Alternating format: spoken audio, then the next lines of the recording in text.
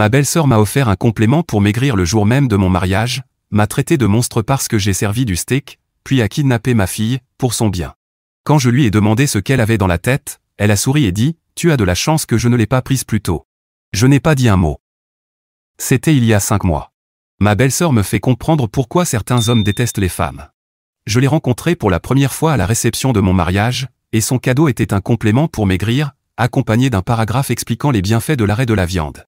Au début, je répondais poliment en disant que j'appréciais le conseil, mais que j'allais continuer à être omnivore. C'est là que ces messages ont pris une autre tournure. Ah, ok. Donc tu aimes juste tuer des animaux? J'espère que ta future fille aimera être mise au monde par une meurtrière. À ce stade, même mon mari soutenait ma décision de la bloquer. Elle a quand même débarqué au barbecue avec un t-shirt « J'adore être végan ».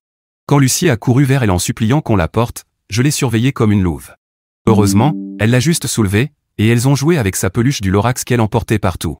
Lucie était comme toujours très discrète, mais il n'y avait pas une seule personne à qui elle n'ait pas donné un câlin. Pour éviter ma BS qui nous critiquait, ma belle-mère et moi, parce qu'on mangeait des victimes tuées sans défense, j'ai passé la journée avec Lucie. On a fabriqué ensemble des colliers de pâquerettes dans le jardin. 1 heure après avoir terminé une couronne de fleurs, ma BS s'est précipitée vers moi en hurlant. J'ai senti son postillon me mouiller le visage. Espèce de salope sans cœur. Comment tu peux arracher ces âmes de la terre comme ça? Ma belle-mère l'a immédiatement tirée à l'intérieur de la maison. Je les ai vus faire des exercices de respiration, puis ma BS m'a attrapé par le poignet si fort que j'ai cru qu'il en resterait une marque. Ce sont des êtres vivants. Ils essaient juste de survivre. Et chaque fois que je portais quelque chose à ma bouche, elle lançait, grosse et sans cœur. Choisis ton fardeau. Sachant que je fais du 34, soit une taille US2, au passage. Quand elle a vu Lucie de l'autre côté de moi, en train de manger du steak, elle a dit « Voilà ce que ça donne quand Kayla élève des enfants. Ils deviennent violents. » C'est là que Lucie, qui n'avait dit que « Bonjour » jusque-là, a levé les yeux et dit d'une toute petite voix « Tata, pourquoi tu t'inquiètes pour les moustiques et les animaux, mais tu es si méchante avec maman ?» Silence radio. La bouche de mon mari est restée grande ouverte, mais Lucie n'avait pas fini. Elle avait ce regard que les enfants ont quand ils sont lancés dans quelque chose qu'ils pensent intéressant. Tu dis que les moustiques et les animaux ont des familles et des sentiments. Maman aussi, elle a des sentiments, non? Ma BS a tenté de s'interrompre avec une histoire de tarte à vérifier, mais Lucie avait trouvé son rythme. Ma maîtresse dit que les gens qui sont gentils avec les animaux mais méchants avec les humains font juste semblant d'être bons. C'est pour ça que tout le monde te déteste en secret? Mon mari a arrêté de mâcher. J'étais figé, essayant de ne pas éclater de rire.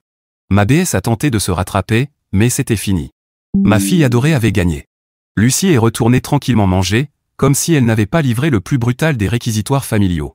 Le reste du déjeuner s'est déroulé dans un calme parfait, jusqu'au lendemain. Parce que quand je suis allé chercher Lucie à l'école, je ne l'ai trouvée nulle part. Et quand j'ai demandé à son enseignante, elle m'a dit que sa tante était déjà venue la chercher. Je lui ai demandé si elle avait dit autre chose, et c'est là que sa voix est devenue aiguë, comme si elle ne comprenait pas elle-même. Elle a dit qu'elle ne voulait plus que Lucie soit élevée par les Keller, ou quelque chose comme ça. J'ai pincé l'arête de mon nez. J'ai aussitôt attrapé mon téléphone et appelé mon mari en courant vers le bureau de l'école. Mes mains tremblaient tellement que j'ai failli faire tomber mon téléphone 2 fois avant d'arriver à composer. Il a répondu au 2e appel, et j'ai à peine réussi à prononcer les mots entre 2 halètements. Elle a pris Lucie. Ta sœur a pris Lucie à l'école. Le silence de l'autre côté a duré à peine 2 secondes avant que j'entende un objet claquer et des clés s'agiter. Je quitte le boulot. Appelle la police. Mais j'étais déjà en train de faire irruption dans le bureau, surprenant la secrétaire qui a renversé du café sur son clavier. Il faut que je parle au directeur immédiatement. Quelqu'un qui n'est pas autorisé à récupérer ma fille. Les yeux de la secrétaire se sont agrandis, et elle a aussitôt appelé le directeur sans poser de questions. En quelques minutes, j'étais dans son bureau. Il se tenait à l'entrée du bâtiment, parlant rapidement au téléphone. Quand il m'a vu, il a raccroché et m'a saisi les épaules. J'ai appelé mon frère. Il est à l'intérieur, il essaie de lui parler. Elle ne veut pas ouvrir la porte. Nous avons gravi les escaliers 2 à 2. Devant l'appartement de ma BS, mon beau-frère Nathaniel avait l'oreille collée à la porte. En me voyant, il a levé la main, murmurant « J'entends Lucie pleurer. Elle ne cesse de demander après toi. » Je l'ai poussé et j'ai tambouriné à la porte. « Ouvre cette porte tout de suite.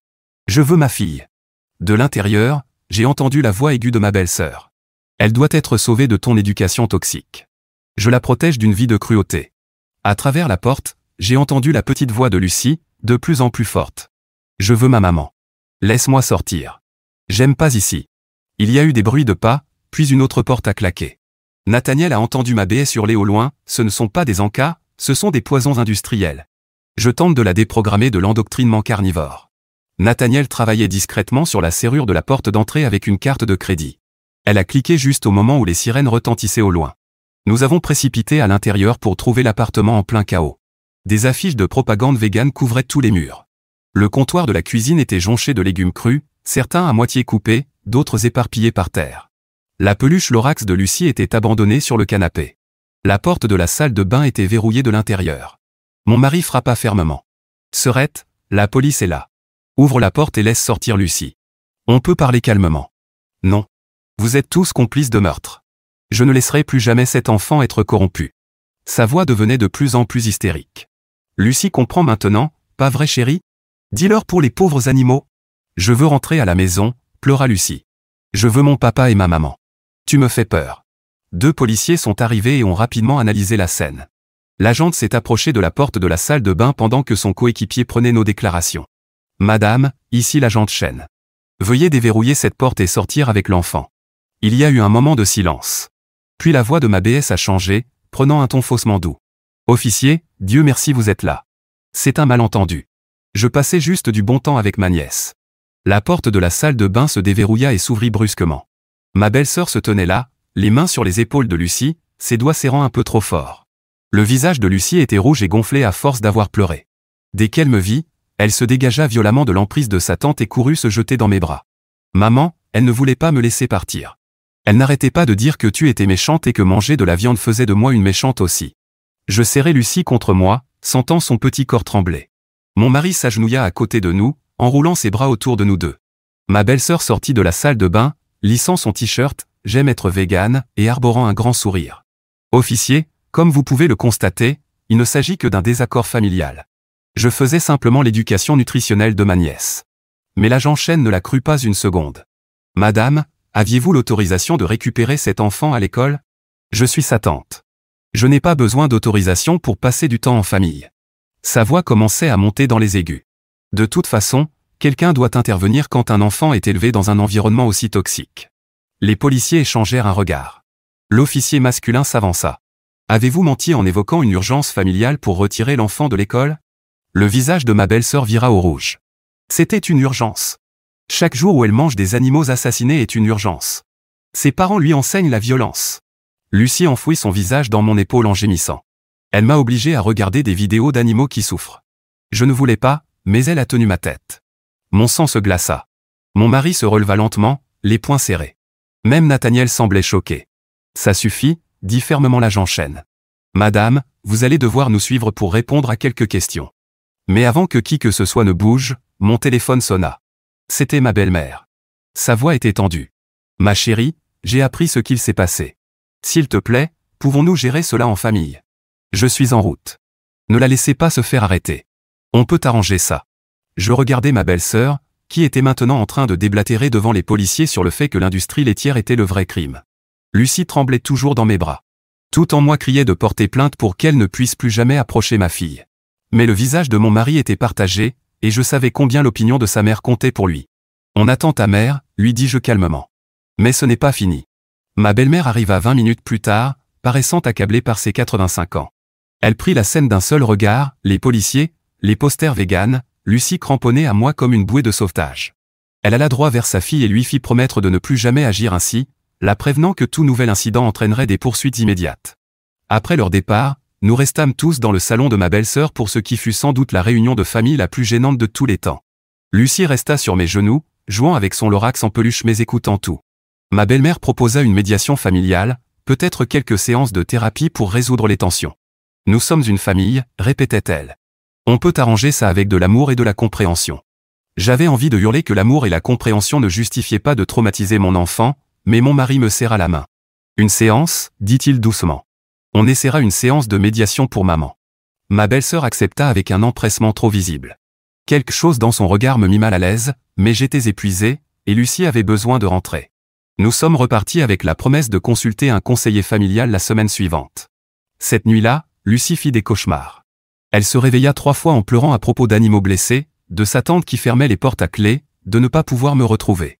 À chaque fois, je la berçais jusqu'à ce qu'elle se rendorme, ma colère grandissant à chaque larme.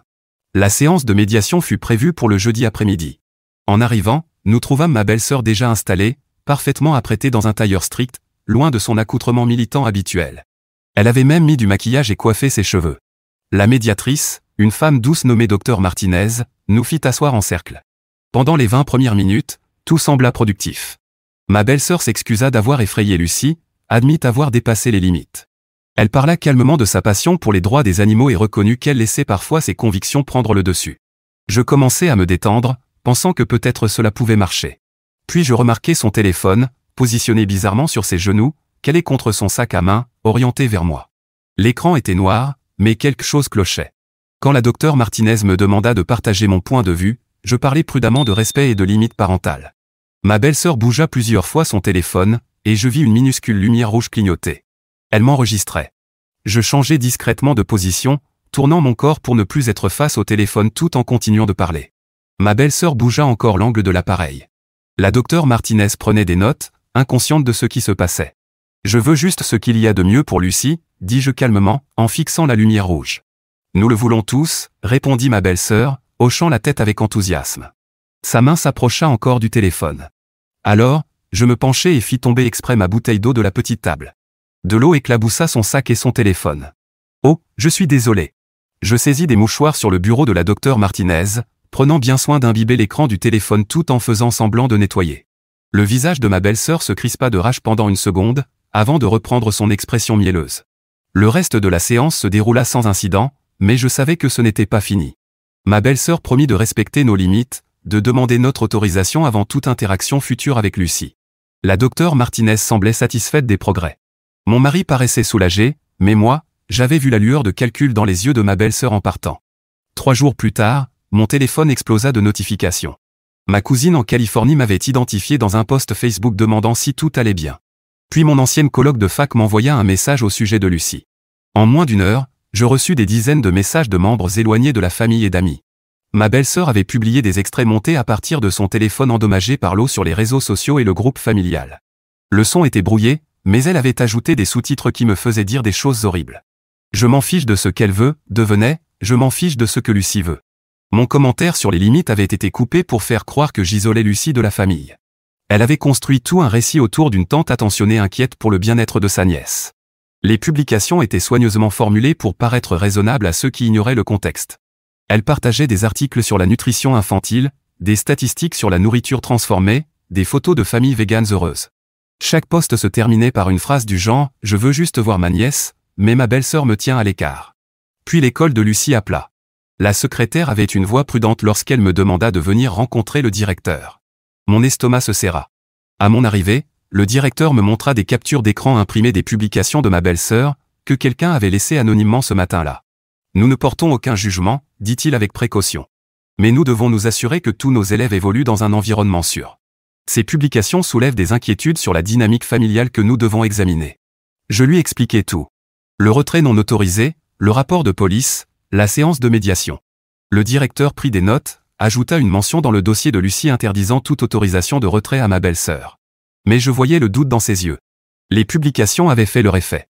Au cours de la semaine suivante, ma belle-sœur intensifia sa campagne en ligne. Elle lança un blog intitulé « Défendre Lucie », où elle écrivait quotidiennement sur les droits des enfants, la nutrition et l'importance de la famille élargie. Elle ne nous accusait jamais directement de maltraitance, mais chaque article était conçu pour semer le doute. Elle publiait d'anciennes photos de réunions familiales, entourant des détails comme Lucie mangeant des hot-dogs ou buvant des jus de fruits, avec des légendes parlant des effets des aliments transformés sur le comportement des enfants. Elle partageait des études sur les bienfaits des régimes végétaux pour les enfants, ajoutant toujours des commentaires du type « J'aimerais que tous les parents considèrent cette recherche ». Mon mari tenta de l'appeler à plusieurs reprises, laissant des messages vocaux qui passaient de la colère à la supplication. Sa mère, prise au milieu, répondait aux appels de proches inquiets tout en essayant de maintenir la paix. Elle répétait sans cesse que cela finirait par se tasser avec le temps, mais je savais que ma belle-sœur préparait quelque chose. La campagne sur les réseaux sociaux était trop calculée, trop stratégique. Elle montait un dossier pour quelque chose de plus gros. La réponse arriva 2 semaines plus tard, lorsque Lucie rentra de l'école avec son sac à dos rempli de brochures. Son enseignante n'avait pas remarqué que quelqu'un les avait glissées dans son casier pendant la récréation. Elle parlait toutes de « choisir la gentillesse » et de « les amis ne mangent pas leurs amis », avec des dessins choquants d'animaux de ferme tristes. Lucie était bouleversée et confuse. « Pourquoi tante a mis ça dans mon sac ?» La vache avait l'air si triste. Elle avait reconnu l'écriture de sa tante sur une note attachée à une brochure, pour ma nièce intelligente qui pose de bonnes questions. Je retournai immédiatement à l'école avec les brochures. Le directeur fut alarmé. C'était une grave faille de sécurité. En examinant les caméras de surveillance de la cour, ils virent ma belle-sœur près de la clôture pendant la récré, parlant à Lucie à travers le grillage. Elle était venue chaque jour cette semaine-là, toujours à l'heure de la récréation quand les enseignants étaient dispersés. L'école mit en place de nouvelles mesures de sécurité sur le champ. Un membre du personnel fut assigné pour surveiller la clôture pendant la récré. L'enseignante de Lucie devait désormais vérifier régulièrement son casier. Le directeur me rassura en disant qu'il prenait la situation très au sérieux, mais je voyais la lassitude dans ses yeux. Ma belle-sœur rendait la vie de tout le monde difficile. Mon mari atteignit sa limite quand son patron l'appela dans son bureau. Quelqu'un avait envoyé un email anonyme à son entreprise, soulevant des inquiétudes sur un employé dont les problèmes familiaux pourraient nuire à son jugement. Les emails faisaient référence aux publications en ligne et suggéraient à l'entreprise de vérifier la stabilité du foyer de ses employés. Son patron ne prit pas cela au sérieux. Mais le simple fait que ma belle-sœur ait tenté de nuire à sa carrière mit mon mari, d'habitude si calme, dans une colère noire. Il fonça chez sa mère, où sa sœur était supposée loger. Elle n'y était pas, mais sa mère avoua qu'elle passait à des heures étranges, toujours avec son ordinateur portable, l'air très concentré. Ce soir-là, nous installâmes des caméras de sécurité autour de la maison. Le lendemain matin, elles capturèrent ma belle-sœur en train de taguer « Assassin » sur notre porte de garage à 3 heures du matin. Elle était toute vêtue de noir et avait visiblement prévu de ne pas être vue, mais elle n'avait pas remarqué les nouvelles caméras. Nous appelâmes la police immédiatement. Cette fois, il n'était pas question de se laisser freiner par des pressions familiales. Les officiers prirent notre déposition ainsi que les images, mais lorsqu'ils allèrent l'interroger à son appartement, elle avait déjà préparé sa défense. Elle affirma que j'avais tout mis en scène pour attirer l'attention. Elle montra des reçus prouvant qu'elle avait dîné avec des amis dans un restaurant végan 24h24 à 3 heures du matin, des amis qui confirmèrent volontiers son alibi. Elle suggéra que j'avais engagé quelqu'un qui lui ressemblait ou que les images avaient été truquées. Elle se mit même à pleurer, disant qu'elle ne pouvait pas croire que je veuille la piéger de cette façon. Les policiers étaient sceptiques, mais devaient étudier toutes les pistes. Ils prirent les images pour les faire analyser. Pendant ce temps, nous devions payer pour faire repeindre notre porte de garage, tout en recevant des appels de proches ayant entendu parler du vandalisme et des accusations de ma belle-sœur selon lesquelles je l'aurais piégée. Ma belle-mère vint ce soir-là, semblant plus âgée que jamais. Elle s'assit à notre table pendant que Lucie jouait au salon, loin de notre conversation. « J'ai trouvé quelque chose », dit-elle doucement, en sortant un carnet de son sac. C'était le journal intime de ma belle-sœur, oublié dans son ancienne chambre. Les pages étaient remplies d'écrits de plus en plus frénétiques sur le fait de sauver Lucie. Il y avait des plans détaillés, des recherches sur les lois de garde, des impressions sur les droits des grands-parents, des notes sur les membres de la famille susceptibles de la soutenir si elle demandait la garde. Une page me glaça le sang. Elle y avait écrit un calendrier. Créer une inquiétude publique, 2 mois. Rassembler des preuves, en cours.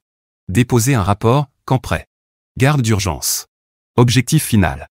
En dessous figuraient les noms d'avocats spécialisés dans les cas d'enfants à retirer de foyers jugés inaptes.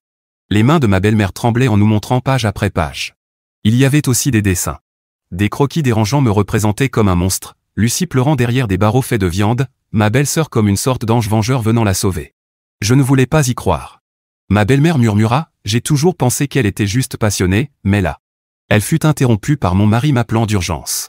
Je courus à l'école pour découvrir un homme d'une trentaine d'années assis au secrétariat, remplissant des papiers de bénévolat. Il se leva dès qu'il me vit. « Vous devez être la maman de Lucie », dit-il nerveusement. Je sors avec sa tante. Elle m'a dit que la famille s'impliquait beaucoup à l'école. Le directeur apparut aussitôt à mes côtés. « Monsieur, il doit y avoir une erreur. Nous allons devoir vous demander de quitter les lieux. » L'homme sembla surpris mais rassembla ses affaires. En partant, il murmura que ma belle-sœur lui avait assuré que c'était normal, que les familles faisaient du bénévolat tout le temps. L'horreur me saisit, elle recrutait des gens pour l'aider, élargissant son réseau de surveillance autour de Lucie. Quand ma belle-mère rappela plus tard, elle pleurait. Le déjeuner avait été un désastre. Ma belle-sœur avait passé tout le temps à vociférer sur le fait que la famille encourageait la maltraitance, qu'elle était la seule à vraiment aimer Lucie. Quand ma belle-mère lui montra le journal en espérant lui faire prendre conscience de la gravité de la situation, ma belle-sœur l'avait arraché et avait quitté le restaurant en criant que je la trahissais. Ma belle-mère sanglotait, elle a dit que je choisissais des meurtriers plutôt que ma propre fille. Je ne l'avais jamais vue comme ça. Ce soir-là, nos caméras de sécurité détectèrent un mouvement dans le jardin. Mon mari vérifia la vidéo et vit ma belle-sœur longeant la clôture, essayant d'espionner la chambre de Lucie. Il appela immédiatement le 911 pendant que je gardais Lucie dans le salon, absorbée par un dessin animé. Cette fois, la police la trouva encore sur notre propriété, accroupie derrière notre cabanon avec un appareil photo. Elle avait pris des clichés de notre maison, de nos voitures, même des jouets de Lucie visibles à travers la fenêtre. Lorsqu'ils l'arrêtèrent, elle hurla qu'elle recueillait des preuves de maltraitance, affirmant que Lucie était mal nourrie et négligée. Au commissariat, elle exigea que Lucie soit testée pour des carences nutritionnelles. Elle affirma qu'il trouverait ainsi la preuve de nos crimes. Elle apporta un classeur d'articles imprimés sur les dangers de la viande pour les enfants, soulignant des passages et griffonnant des notes dans les marges. Nous avons déposé une demande d'ordonnance restrictive dans la nuit. Le juge, après avoir étudié les rapports de police, les incidents scolaires et les vidéos de surveillance, l'accorda immédiatement. Ma belle-sœur devait rester à au moins 150 mètres de Lucie, de notre maison et de son école. Mais même cela ne la stoppa pas. Elle commença à apparaître dans les endroits où elle savait que nous irions. L'épicerie, le parc, la bibliothèque, toujours à la limite des 150 mètres, toujours à nous observer, toujours à prendre des photos. Elle avait recruté un petit groupe de militants véganes extrémistes qui croyaient à son histoire de sauver un enfant de parents carnivores. Lucie développa de l'anxiété à l'idée de quitter la maison. Elle s'accrochait à moi chaque matin à l'école, me demandant si sa tante la surveillait. Elle cessa de manger normalement, effrayée que n'importe quelle nourriture puisse rendre sa tante furieuse. Ce que ma belle-sœur prétendait vouloir éviter, que Lucie développe une relation malsaine avec la nourriture, était exactement ce qu'elle était en train de provoquer. Le frère de mon mari, Nathaniel, nous a beaucoup soutenus pendant cette période, nous accompagnant souvent lors de nos sorties pour surveiller ma belle-sœur. Il était de plus en plus dégoûté par le comportement de sa sœur et avait publiquement pris notre parti, ce qui l'avait fait entrer dans la liste des « complices » de ma belle-sœur. La situation a atteint un point critique quand l'institutrice de Lucie m'a appelé au travail. Lucie s'était enfermée dans les toilettes de la classe et refusait d'en sortir. Quand je suis arrivé, j'ai entendu ma fille pleurer à l'intérieur, affirmant qu'elle avait vu sa tante à la fenêtre et qu'elle avait eu peur. Mais personne n'avait été vu à la fenêtre. Lucie commençait à imaginer des menaces. Ma belle-sœur avait réussi à traumatiser ma fille au point de la rendre paranoïaque. Je me suis assise par terre devant la porte des toilettes, lui parlant doucement jusqu'à ce qu'elle accepte enfin d'ouvrir et se jette dans mes bras. Ce soir-là, mon mari et moi avons pris une décision. Nous en avions fini avec les gants blancs. Nous avons compilé tous les éléments, chaque poste, chaque incident, chaque preuve, et les avons remis à notre avocat ainsi qu'à la police. Nous voulions des poursuites pénales pour harcèlement et traque. Nous voulions que la violation de l'ordonnance d'éloignement soit punie. Nous voulions que notre fille se sente à nouveau en sécurité. L'avocat a été direct, c'est l'un des pires cas de harcèlement familial que j'ai vu. Elle monte en intensité, et ce n'est qu'une question de temps avant qu'elle ne tente quelque chose de plus grave. Comme pour confirmer ses paroles, 2 jours plus tard, nous avons reçu la visite officielle des services de protection de l'enfance. Quelqu'un avait déposé un rapport détaillé affirmant que Lucie était mal nourrie, vivait dans des conditions insalubres, et montrait des signes d'abus psychologiques. L'agente des services sociaux était professionnelle mais rigoureuse. Elle a inspecté notre maison, regardé dans notre frigo, vérifié la chambre de Lucie. Elle a parlé à Lucie en privé pendant que nous attendions, angoissés, dans le salon. Elle a examiné les dossiers médicaux de Lucie, qui montraient des bilans de santé réguliers et excellents. Elle est repartie satisfaite, mais ce signalement nous a glacés. Quelques jours plus tard, nous avons été invités à un déjeuner de famille par la mère de mon mari, qui avait promis que ma belle-sœur ne serait pas présente. Elle avait été officiellement exclue de tous les événements familiaux jusqu'à ce qu'elle accepte de se faire aider. Nous aurions dû savoir qu'elle ne respecterait pas cette limite. L'anniversaire de Nathaniel se tenait dans un restaurant du centre-ville, avec une terrasse extérieure et des guirlandes lumineuses. Nous sommes arrivés avec 15 minutes de retard parce que Lucie avait insisté pour emmener sa peluche du Lorax, puis paniqué parce qu'elle ne la trouvait plus.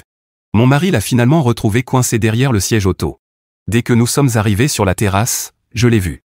Ma belle-sœur était assise au bout de la table, arborant un t-shirt princesse végane, discutant joyeusement avec la petite amie de Nathaniel. Mon mari m'a serré la main. Nathaniel s'est précipité vers nous, l'air désolé. Elle est arrivée il y a 5 minutes. Je lui ai dit de partir, mais maman. Il désigna ma belle-mère, qui nous regardait d'un air bouleversé. Lucie s'est accrochée à mes jambes, apercevant sa tante. On peut rentrer à la maison. Avant que je puisse répondre, ma belle-sœur s'est levée, agitant la main avec enthousiasme. Lucie, viens faire un câlin à Tata. Toute la table s'est figée. Même le serveur s'est immobilisé en plein service. Mon mari a avancé d'un pas, tu enfreins l'ordonnance d'éloignement. Par maintenant ou on appelle la police. Le visage de ma belle-sœur a pris une expression de fausse surprise. L'ordonnance ? Ce malentendu ridicule ? Maman a dit qu'on avait dépassé tout ça. Elle a sorti son téléphone, le pouce flottant au-dessus du bouton d'enregistrement. Ma belle-mère s'est levée en tremblant. Je n'ai jamais dit ça. Sa voix s'est éteinte alors qu'elle réalisait ce que sa fille avait fait. La petite amie de Nathaniel, restée jusque-là silencieuse, est alors intervenue. En fait, elle m'a dit que vous l'aviez invitée. Que la famille était prête à se réconcilier. Elle nous regarda tous, comprenant soudain. Elle m'a menti, pas vrai? Le masque de ma belle-sœur a commencé à se fissurer. J'essaie de sauver ma nièce d'une vie de cruauté. Vous êtes tous complices. Le gérant du restaurant est apparu, alerté par la tension. Mon mari a rapidement expliqué la situation avec l'ordonnance d'éloignement. Le visage du gérant s'est durci, et il a demandé à ma belle-sœur de quitter immédiatement les lieux. Elle a attrapé son sac, renversant des verres d'eau au passage. Ce n'est pas fini. Lucie mérite mieux que des parents qui la nourrissent d'animaux torturés. Elle s'est dirigée vers la sortie puis s'est retournée, j'ai tout documenté. Mon avocat dit que... Ton avocat, l'interrompit mon mari. Celui que tu paies avec l'argent volé à maman. Le visage de ma belle-sœur est devenu livide. Elle a ouvert la bouche, l'a refermée, puis s'est pratiquement enfuie du restaurant. La fête a repris, maladroitement. Lucie a à peine touché son assiette, regardant sans cesse par-dessus son épaule. Nathaniel n'arrêtait pas de s'excuser, et sa petite amie nous posait une foule de questions sur la situation.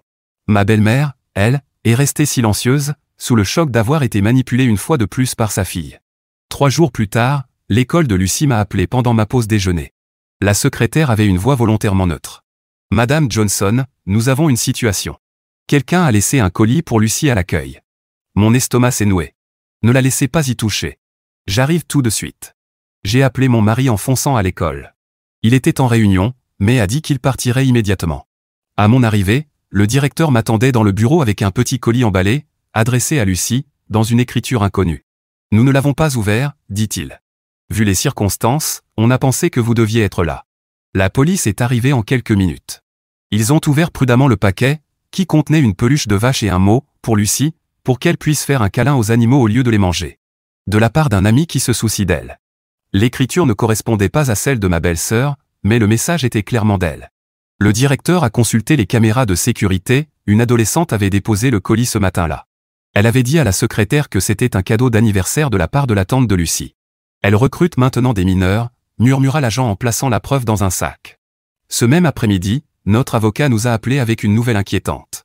Ma belle-sœur avait visité plusieurs cabinets juridiques en ville, cherchant désespérément un avocat prêt à lancer une procédure pour obtenir la garde de Lucie. 6 avocats l'avaient déjà refusé, mais elle n'abandonnait pas, elle invoque une négligence parentale basée sur des choix nutritionnels, nous expliqua notre avocat. Aucun avocat sérieux ne prendra une telle affaire, mais je crains qu'elle ne trouve quelqu'un prêt à déposer des requêtes frivoles. La semaine suivante, une nouvelle alerte survint. L'enseignante de Lucie avait remarqué une femme prenant des photos de la cour de récréation depuis la rue. La sécurité l'a confrontée, et elle a affirmé être une militante pour la protection de l'enfance, documentant des enfants en danger. Elle tenait un blog intitulé Sauver la génération de demain, avec un seul article, sur Lucie.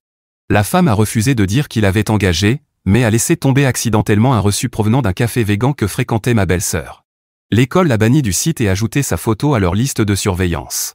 Mon mari découvrit que son compte LinkedIn avait été inondé de messages anonymes insinuant que ses problèmes familiaux nuisaient à son professionnalisme. Le service RH de son entreprise avait reçu 3 plaintes de « citoyens préoccupés », s'étonnant qu'on emploie quelqu'un visé par une enquête sur la protection de l'enfance. Son patron le convoqua, non pas pour le réprimander, mais pour lui offrir son soutien. Nous avons tracé les adresses IP, elles provenaient toutes de réseaux Wi-Fi publics de divers restaurants véganes. Nous documentions tout pour notre dossier juridique. L'anxiété de Lucie empirait. Elle recommença à avoir des accidents à l'école, chose qui ne lui était pas arrivée depuis l'apprentissage de la propreté. Sa maîtresse nous rapporta qu'elle refusait de déjeuner, de peur que quelqu'un l'observe et juge ses choix alimentaires. L'école recommanda une thérapie. Lors de notre première séance, Lucie dessina encore et encore des yeux qui la regardaient. La thérapeute, Dr Patel, fut douce mais directe avec nous par la suite. Ce harcèlement soutenu lui cause de graves dégâts psychologiques. Avez-vous envisagé de déménager? Nous y avions pensé, mais fuir donnait l'impression de lui laisser gagner. Et puis, le travail de mon mari et tout notre réseau de soutien était ici. Nous ne pouvions pas laisser ma belle-sœur nous chasser de chez nous. Ce week-end-là, en faisant les courses, Lucie fit une crise dans le rayon boucherie. Elle aperçut une femme ressemblant vaguement à sa tante et se mit à hurler. Les autres clients nous regardaient pendant que je portais ma fille en pleurs vers la sortie, sans pouvoir prouver qu'on nous avait suivis. Ma belle-mère appela ce soir-là, en larmes. Elle avait encore trouvé de l'argent manquant, $2000 de plus. Après avoir changé les mots de passe de ses comptes, ma belle-sœur était apparue à sa porte en hurlant à la trahison et en menaçant de ne plus jamais lui adresser la parole. Ce serait peut-être mieux ainsi, dit ma belle-mère, d'une voix basse. Je ne reconnais plus ma fille. Le point de rupture survint quand la mère de la meilleure amie de Lucie m'appela. Je suis désolé, mais Lucie ne pourra plus venir en visite chez nous.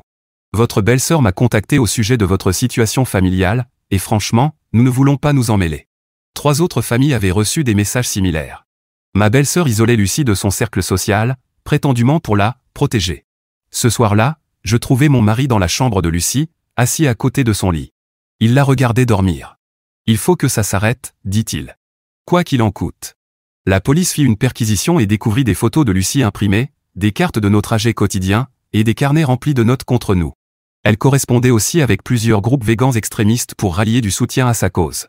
Lors de sa mise en accusation, elle choisit de se représenter elle-même et prononça un discours de 20 minutes sur les droits des animaux et la responsabilité parentale. Le juge resta impassible, surtout après avoir examiné les rapports thérapeutiques de Lucie. La caution fut fixée à un montant élevé, et ma belle-mère, à bout, refusa de la payer. Tandis que ma belle-sœur restait en détention préventive, nous avons lentement commencé à reconstruire le sentiment de sécurité de Lucie. L'école mit en place de nouveaux protocoles. Les séances de thérapie de Lucie continuaient. Nous avons installé un meilleur système de sécurité à la maison, mais les blessures étaient profondes. Lucie vérifiait toujours si sa tante était là, partout où nous allions. Elle avait des troubles liés à la nourriture, pas exactement des troubles alimentaires, mais une anxiété persistante à l'idée de manger, qu'elle n'avait jamais eue auparavant. Elle avait perdu sa confiance naturelle envers le monde.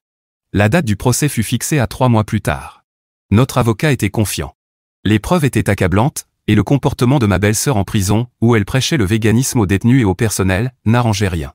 2 semaines avant le procès, ma belle-mère rendit visite à sa fille au centre de détention. Elle vint ensuite chez nous, l'air frêle mais résolu. Elle a accepté un accord de plaidoyer, nous dit-elle. 2 ans de probation, un traitement psychiatrique obligatoire, et une ordonnance de protection permanente. Aucun contact avec Lucie jusqu'à ses 18 ans, et encore, seulement si Lucie en fait la demande. Ce n'était pas la justice que je voulais, mais c'était de la protection. Mon mari et moi avons accepté, surtout pour sa mère, et pour épargner à Lucie le traumatisme de devoir témoigner. Le jour où ma belle-sœur signa l'accord, Lucie mangea un repas complet pour la première fois depuis longtemps. Elle gardait toujours son doudou Lorax avec elle, regardait encore derrière son épaule, mais elle semblait apaisée, sachant que sa tante ne pouvait plus l'approcher. 6 mois plus tard, nous avons assisté au mariage de Nathaniel. Lucie était la petite fille d'honneur, lançant des pétales avec insouciance. Elle riait avec les autres enfants, mangeait du gâteau sans crainte, dansait avec ses cousins. Ma belle-mère était à notre table, semblant plus en forme qu'elle ne l'avait été depuis des années. Elle aussi suivait une thérapie, pour traiter la culpabilité et le deuil d'avoir vu sa fille sombrer dans l'extrémisme. Elle avait aussi découvert que ma belle-sœur interceptait son courrier. Elle volait les chèques destinés au fonds universitaire de Lucie. Des nouvelles d'elle, lui demandai-je doucement, pendant la réception. Ma belle-mère secoua la tête. Son thérapeute dit qu'elle progresse, mais elle pense encore avoir agi pour sauver Lucie. Elle travaille dans un refuge pour animaux, maintenant. Au moins, elle canalise sa passion de façon plus appropriée. Je regardais Lucie tournoyer sur la piste de danse. Son doudou Lorax était posé sur sa chaise, abandonné pour la première fois depuis des mois. Elle guérissait. Lentement, mais sûrement. Nous tous aussi. L'ordonnance de protection restait rangée dans notre dossier des documents importants, rappel cruel de la facilité avec laquelle la famille peut devenir une menace. Lucie voyait toujours Dr Patel chaque mois. Certaines nuits, elle faisait encore des cauchemars où on l'enlevait, mais elle mangeait normalement, jouait avec ses amis, redevenait une enfant. C'était tout ce que nous avions toujours voulu, qu'elle ait une enfance normale, loin des conflits d'adultes et des idéologies extrêmes. En rentrant du mariage, Lucie endormie dans son siège auto, mon mari me prit la main et la serra fort. Nous avions survécu. Notre famille était intacte. Le prix avait été élevé. Des relations brisées, des frais juridiques, des séances de thérapie, et l'innocence perdue d'une petite fille. Mais nous avions protégé notre fille. Et c'est tout ce qui comptait.